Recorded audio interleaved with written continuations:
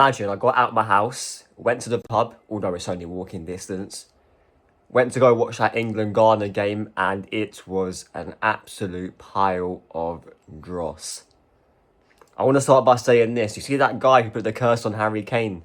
That Ghanaian? Really might have worked. Honestly, really might have worked. England 0, Ghana 0. And honestly, mate, what do you say? Like, I weren't surprised, really.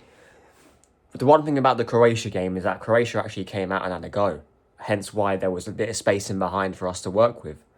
But then when you see us come up against a team that's set up defensively well, and credit to Ghana, because the way they set up, they got it tactically spot on, and they were a threat on the counter-attack as well at times.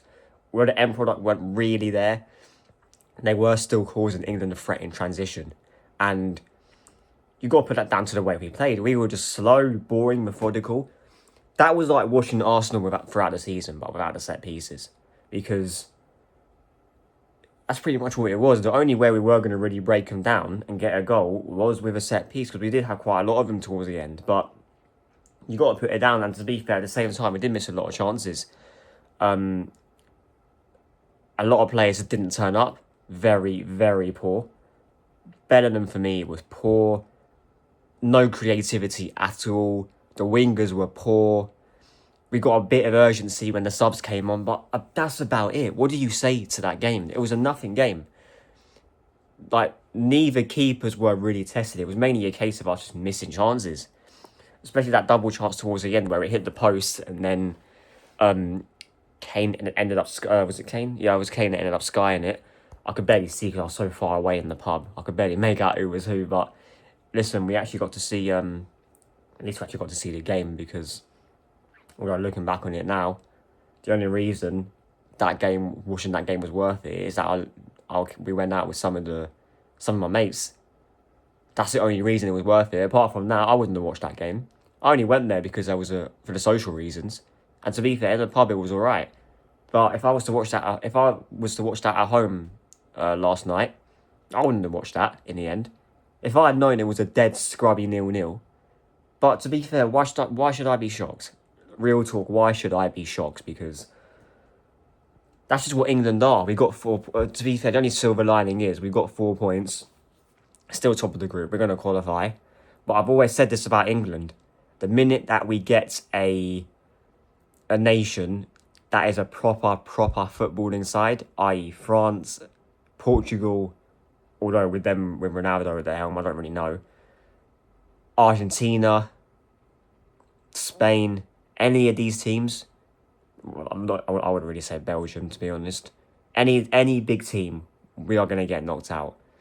And I've said that about England so many times in the past, whether it's been on this channel or whether it's been before it. You look at the Euros final, we beat a shit Germany team, and then we couldn't do it against Italy. The World Cup after that in Qatar, as soon as we get France, out. The Euros final in 24, get Spain, a proper footballing side, out. And listen, Spain don't look the same team as they did that year, but I can guarantee you now they will beat us, because they're a better footballing side. They attack more. England, it's genuinely like watching Arsenal without the set piece threat. That is literally, if I could put that into one game, that was probably, I reckon, maybe Nottingham Forest away, 0-0. I can compare it to that. Both teams weren't really on it. There weren't really many clear-cut chances. And Ghana was still having a bit of pace on transition. That's literally what it was. And listen, a lot of people were surprised. I don't see why. Because you see the way we played against Croatia, especially in that opening sort of spell, we could not cope with their press at all. And look, Ghana didn't press. They set up tactically sound, and they deserve that point. I think they've got they've got 4 points now, I believe, I want to say. Because didn't they beat, I think they beat Panama. They beat Panama. And then they've obviously got the points today, so they're on the same points as us. We should go through. We should beat Panama. They're on 0 points. I don't see why we shouldn't, but listen, we just got to wait and see. And that lineup, to be fair, that wasn't the right lineup. Thomas Partey was in that midfield by himself. you had the chance to just go with a lone six.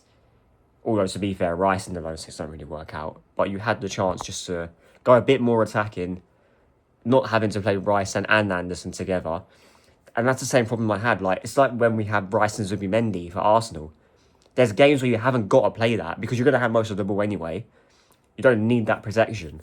You can just play with a 1-6, 2 and 2-8, or just have like one DM and then two more, further forward-thinking midfielders. But you don't. You're too stubborn, and that's what Tuchel's like. We knew what he's like. We knew what it would be when he came into the job. We knew it would be like that when he, based on his previous sort of roles and the way he sets up as a manager. But listen, I support Tuchel. I think he is a good manager who can get us over the line. But with this crop of players, I'm not too sure. Honestly not too sure, especially with the squad that he picked as well. But yeah, it is what it is. Like, sub, share, and I'll see you guys in a bit.